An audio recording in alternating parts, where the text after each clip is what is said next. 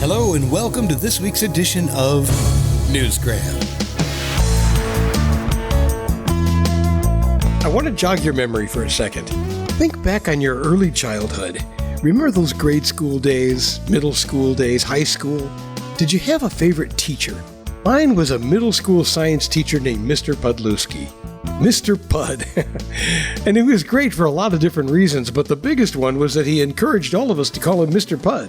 I mean, it's a natural abbreviation of his name. But we're a bunch of immature 7th and 8th graders, and you know what? We never held it against him. I mean, we snickered a little bit to ourselves, but never to him because he was such a great guy. We just loved Mr. Pud.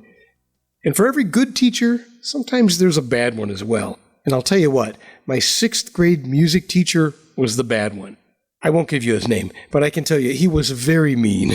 He was a very impatient man, and his attitude and his impatience with me at that age is what made me give up on music altogether.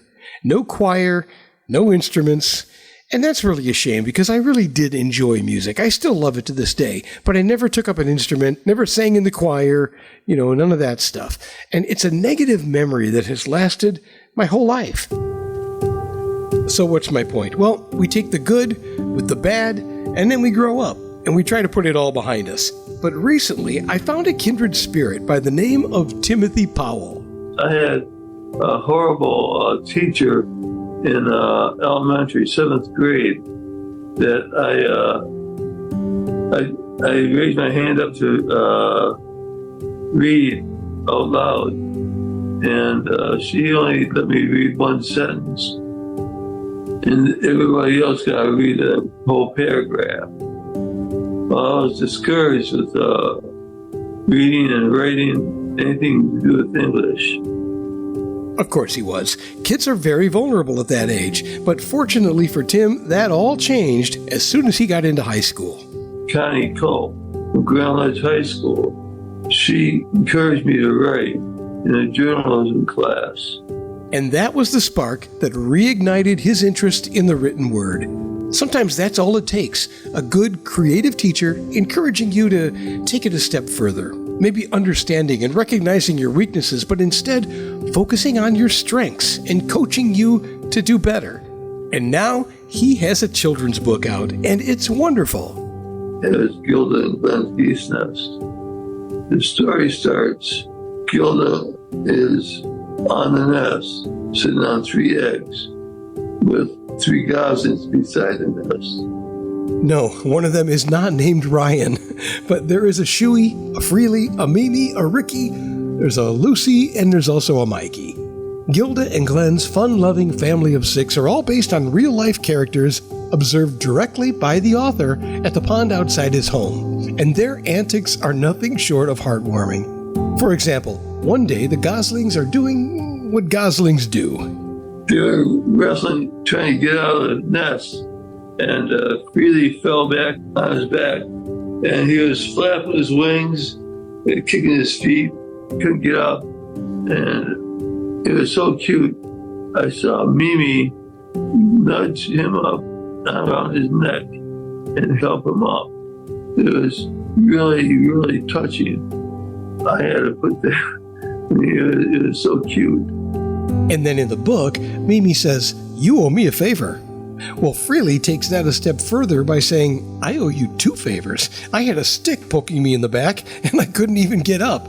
He was very grateful. The book is beautifully illustrated, but it's not the pictures that tell the story. While the illustrations enhance the narrative, this is a true story that you can read aloud to your children. It's filled with valuable lessons like gratitude, caring for your siblings, and respecting wildlife, especially geese. Approaching a nest of young goslings, no matter how adorable they are, can be very dangerous.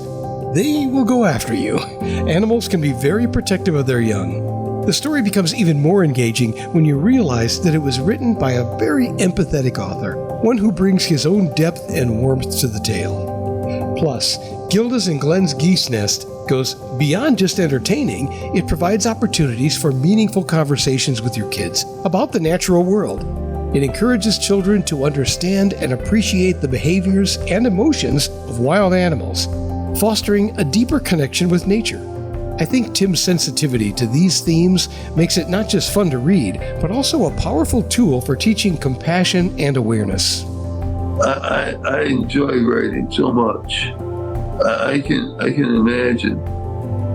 Can you imagine here you're young Gosling, almost candidate age, and you're going up in the air, and then you find yourself, now we're up here. How do we get down? You see what I mean? He puts himself in the mind of the characters, and that gives them a lot of depth, which I think you'll relate to. Timothy finished his book back in 2018, which was 25 years after he first started it. Now that is a labor of love, and now that it's finally printed and published, well, he's not stopping there. Gilda and Glen's Geese nest, I'm going to donate money to save the whales. A good earthly charity. I need to do that. As you can see, he cares deeply about wildlife and doing all we can to protect what we have left. He also wants to encourage children of all ages to read and to write, because just like him, it's never too late.